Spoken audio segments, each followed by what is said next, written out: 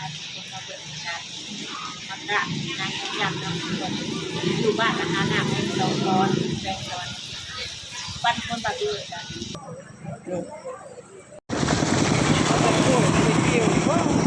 อันนี้ก็แม่นเส้นทางสิไปหาแม่งี้เนาะทุกคนขี่รถไทยไปเบิ่งมากเขามาทางนี้เนาะเจ้าเห็นหลาบ่ได้ไหนแล้วเข้าโม่จนนั่นพบว่าออกสนั่นอยู่เนาะคือมันแก่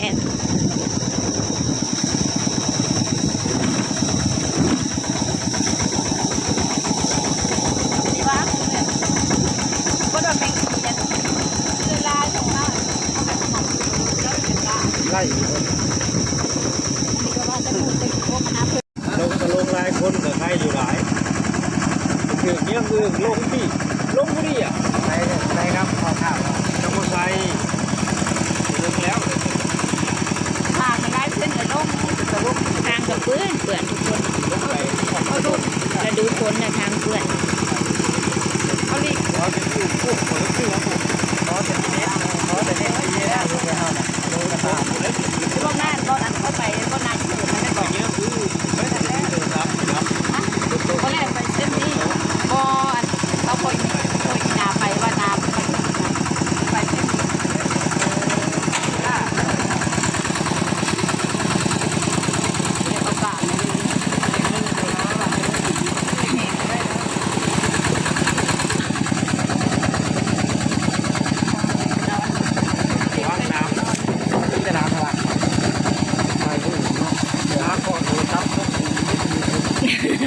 เอารถจักรมาที่วัดตลอดเขาว่าก็ทำงานเขาว่าเขาว่า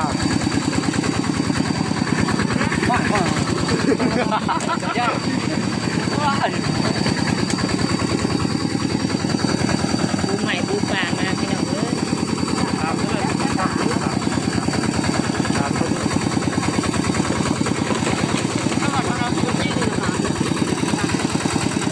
ใครจะรถไทยมีตาเนาะ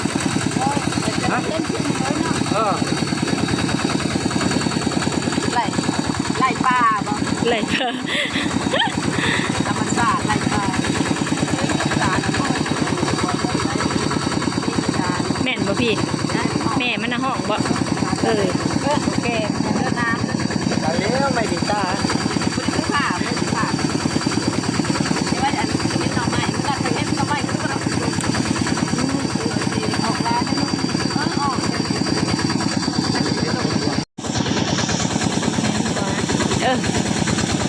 ไก่สิเหมือนจะเด้อทุกคนจังน้อยก็มันก็มาเป็นข้าวผัดหน่อยโอ้ยมามา ทำเลยจะมีข้าวข้าวเล็กใหญ่กระด้างเลยนะ จักรจันทร์ห้องจนนั่นอยู่ทุกคน ข้าวเนี่ยโคตรการโคตรเพราะฉะนั้นตอนเขาไปเอาไป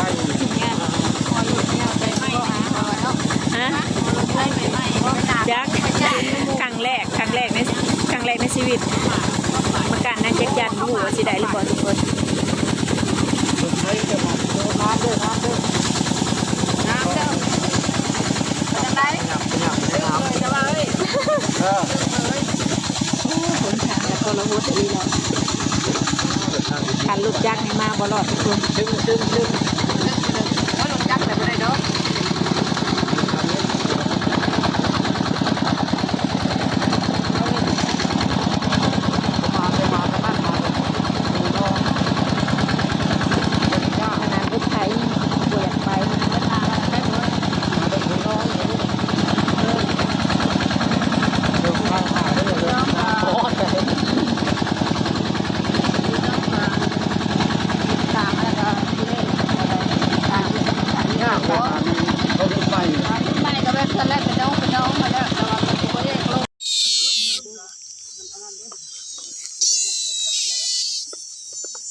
นี่ทุกคนตัวอ่อนก็สิประมาณนี้นี่ตัวอันนี้ตัวอ่อนเลยพี่ หอยเห็ดตองแรงกลั่งออกแต่ขาบตัวอ่อนพี่น้อง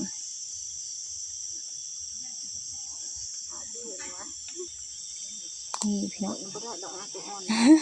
อันนี้คือตัวอ่อนเด้อพี่เรายังตัวอ่อนบ่เป็นเราได้แต่ตัวแก่ตัวอ่อนก็สิหอยตามต้นไม้เนาะตัวแล่นก็ลั่นตัวแก่บ่คือเดียวสิเอามาใหาย3 ตัวอยู่ในกรงในคิวใส่โชว์ดูป้าทุกคนเขียดยังพี่น้องแม่นนี่หนูมีบ่แม่นบ่เพื่อมาจับนี่นะ ป้าทุกคนหลายที่ฟังนี่แก้วแม่นหลอกคาบดีที่แม่นอยู่ตัวนี้หลอกคาบกับโตมันน่ะคือกันได้พี่น้อง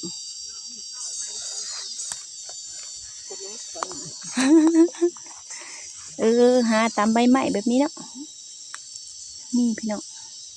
เพิ่นกำลังออกแต่หลอกคาบเนาะเพิ่นอยู่ตามใบไม้ต้องนั่งหาด้วยทุกคนสิหอยต้องแต่งต้องตั้งอยู่แถวใบหญ้าคิว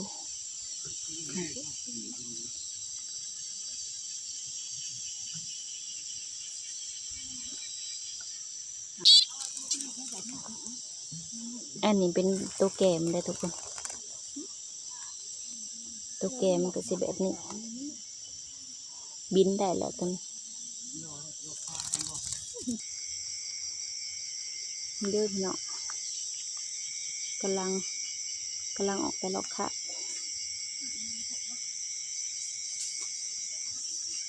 อันนี้เขาซื้อว่าโตอ่อนนะทุกคนสุรินทร์ก็บ่เคยมาจ้าเถื่อมาครั้งแรกได้ทุกคนมันจะเล่น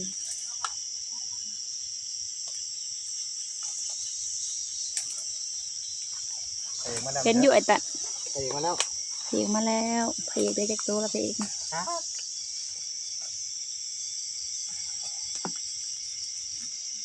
พ่อจะข้าวเนาะหลอกคาบบัวหลอกคาบก็ไล่ลายพี่น้องว่าพอจะหลอกคาบมันเท่านั้น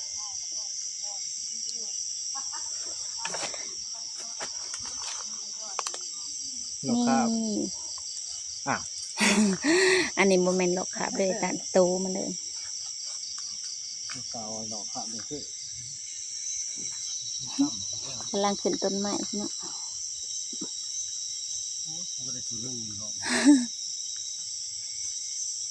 เพื่อนกำลังคานกันมาเนาะหอกส่วนลายในเห็นแต่นั้นมันทำนะอู้หน่อไม้ก็หน่อใหญ่แท้สะออนหน่อไม้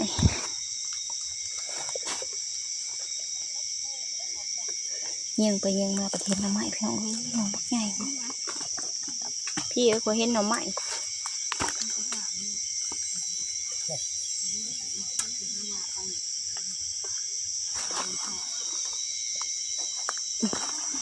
หูซื้อของมันหกแฮง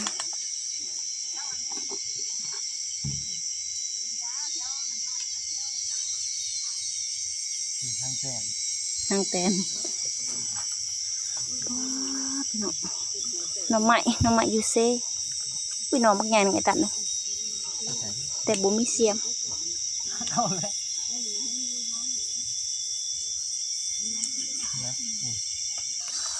เห็นอีกแล้วตัวนึงพี่น้องหอยตะเล่น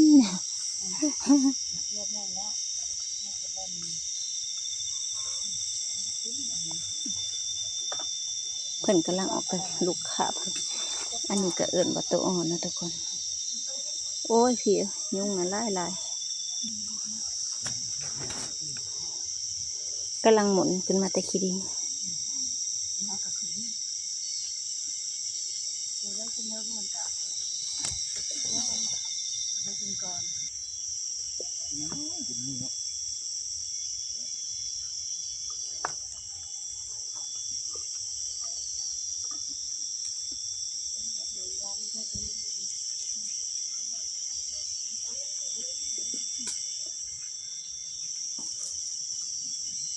ครับมันก็คือกระโตมันเลยพี่น้อง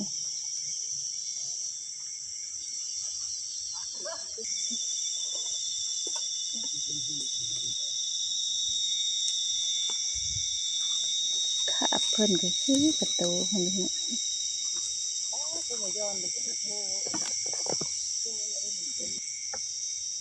เนาะกำลังขึ้นกำลังคานขึ้นแต่ขี้ดิน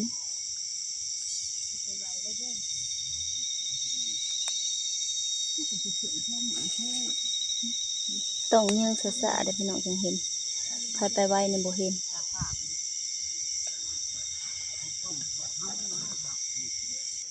กำลังขึ้นแต่ขี้ดินตรงนี้เด้อทุกคนห้ายากหน่อยคือใบใหม่เป็นหนึ่งจะคือขี้ดินกำลังได้นิดนึงครั้งแรกในชีวิตไม่เคยมาจากเถื่อกำลังเห็นบอลนี่ได้ร้ายได้อทุกคน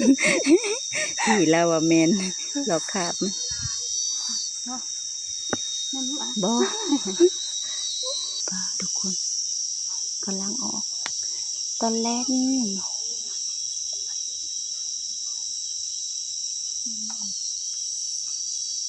ปีเพิ่นยังมาทันออกซ้ำพี่น้อง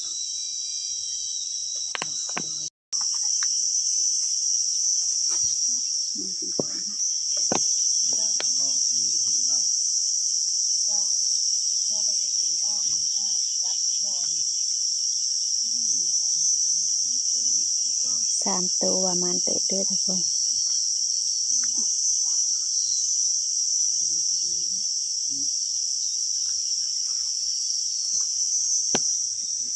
ป้าพี่น้องบนนี่2 ตัว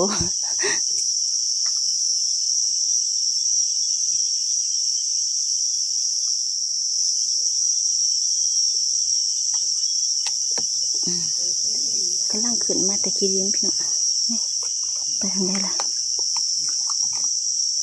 แวบลงมานี่เหี่ยแล้วพี่น้องบ่เห็น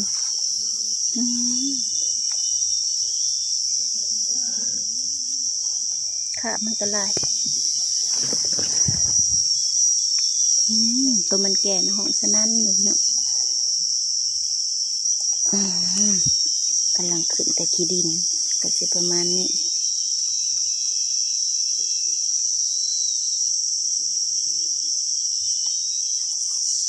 ขณะตัวแก่มาทุกคนน้อยแม่มันนะ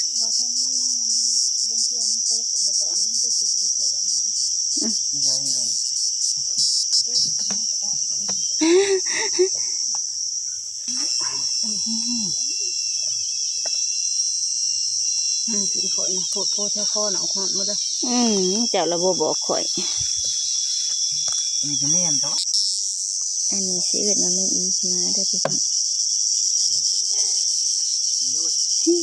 ต้องเจอไม่อีสิมาเนาะน้อย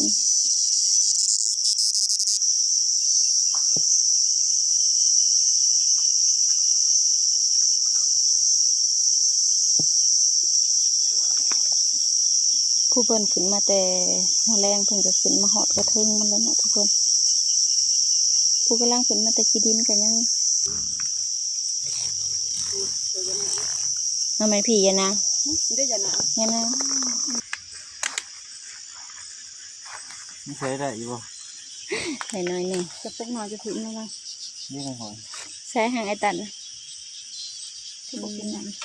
เก็บใส่กระปุกหน่อยเนาะตั้งเมียนอยู่บนรถไทยก็จะเอาอยู่บนเนาะ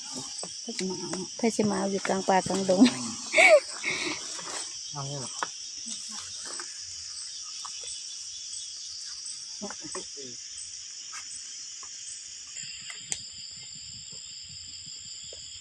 กำลังออกตลอดครับ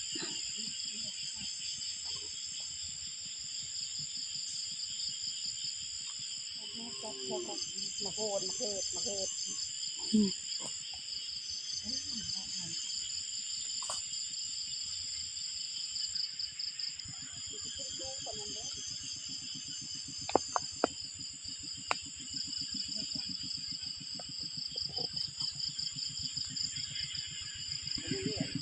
นก็หดตามง่าย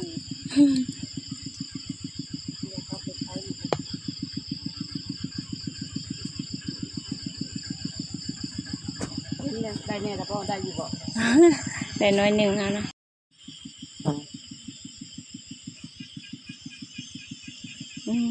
ปีกเป็นงามๆทุกคน เห็นตัวหนึ่ง เห็นตัวหนึ่งกำลังเห็นตัวหนึ่งนั่นแหละปีกเพื่อนน่ะนี่คือปีกแมงกระเบื้อนะทุกคนงามเลย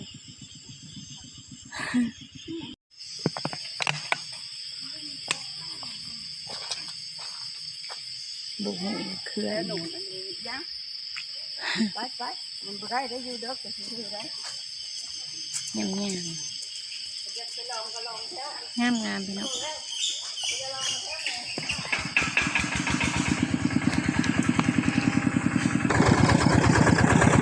กลับแล้วเด้อพี่น้องบ่ค่อยมานปานใดนะ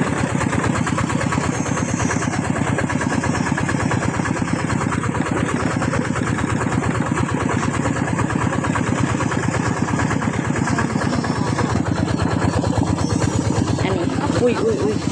อันนี้สิเป็นของพี่เนาะ มีแต่นางมันออกจากนะ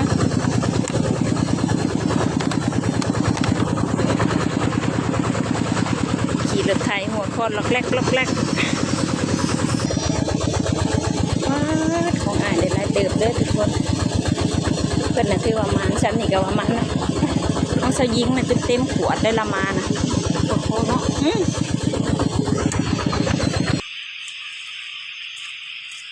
ป้าดูทุกคนลูกผูเนาะ ใส่ไม่ใช่แบบทุ่งแยงบ่ ใช่ทั้งเงี้ย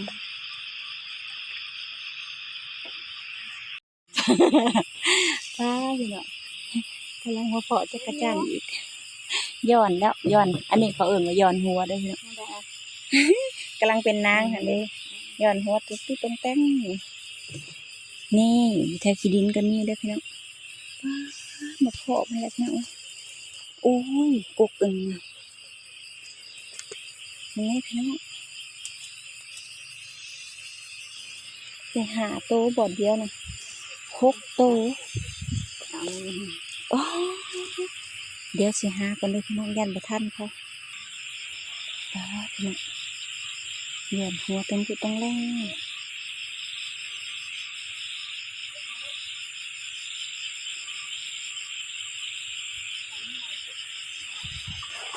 มีกระปุกใส่ยี่บ่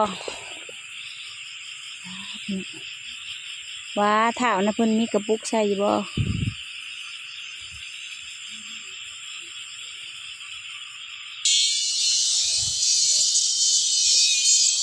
เราก็ลุงทำจะแก่นะพ่อจะเช้าแล้วล่ะฮะจะเช้าแล้วเจ้าดึงลงมาหลายดิตัวแก่อันนี้เขาเรียกว่าตัวแก่นะทุกคน ตุ๊กแกตัวอ่อน ตัวแก่นี่เช้านะคู่กับโคกลงมาเบิดละอยู่พอได้เล่มอยู่พอได้เลย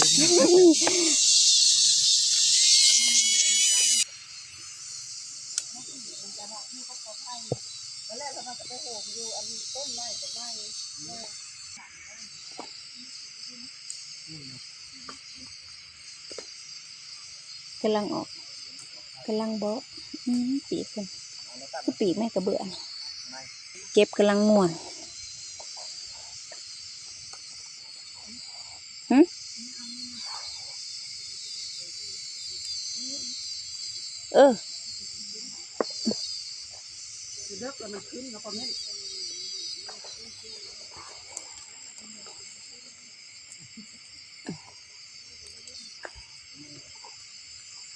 บอนขึ้นก็กำลังขึ้นเด้อพี่น้อง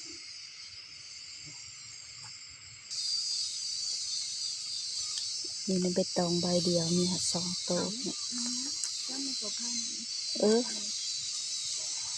แป๊บหนึ่งเด้อโอ้นี่บ่พี่นี่อ๋ออันนี้แมงอีขี้มาเขาเอิ้นว่าแมงอีขี้มาเนาะตัวน้อยๆป้าพี่น้องมาเพาะกระป๋อม เป็นนอนได้แล้วเที่ยวบ่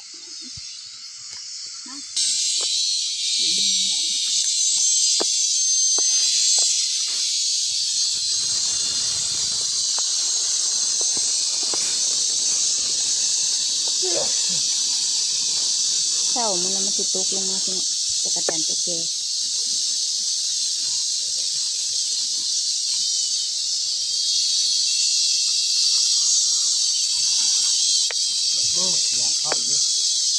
จักรจันทร์ตัวแก่มีเก็บม่วงกับตัวอ่อนเนาะ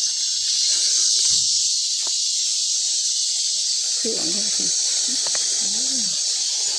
เวลาได้เนี่ยจักรจันทร์ตัวแก่สิเก่งทุกอย่างอุ้ยไปแล้วพอ2 หมองก็จะสิเก่งทุกอย่างม่วนได้เก็บจักรจันทร์ตัวแก่ม่วนกว่าน้องตัวอ่อนเห็นง่ายเนาะ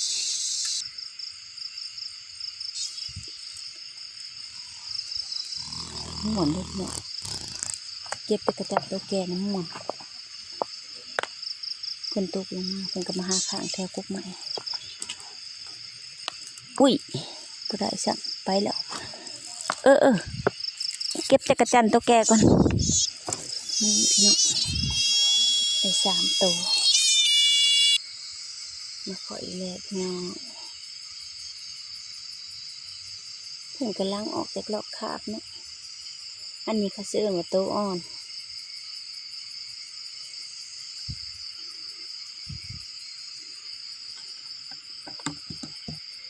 รอบ2สลินก็ได้อยู่เนาะ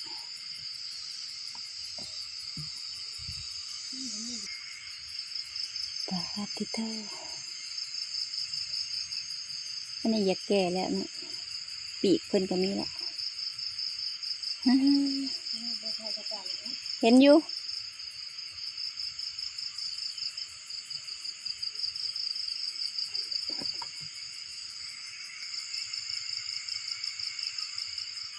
เอาได้อยู่พี่น้องพี่เนี่ยตะกะแตนมันกินได้อยู่เนาะ2 ตัวตัวผู้กับตัวหนึ่ง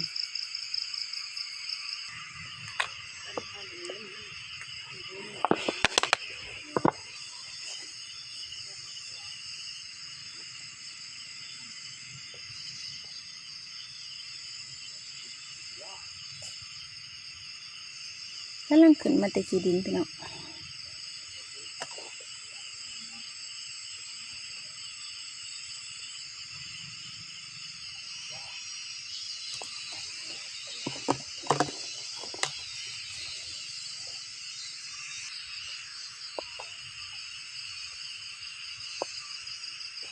ยังบ่ทันได้ออกตัวกลับหลอกขาดสั่นทั้งนี้